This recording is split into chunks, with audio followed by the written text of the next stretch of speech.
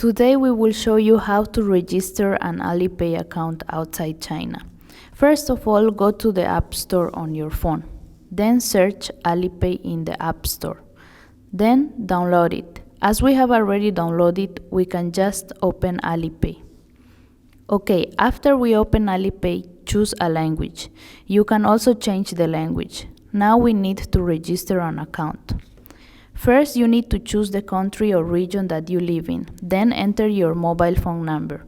Remember that this phone number should be the one you use regularly, because we are going to use it later.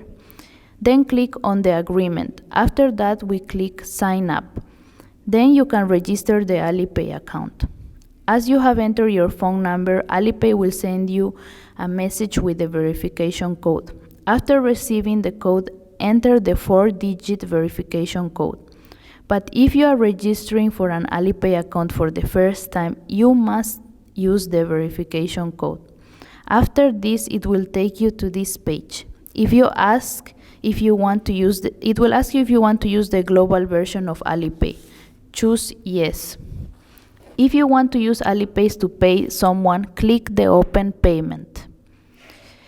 As we have already set the password, we can also use our fingerprint. Now you can use Alipay very easily.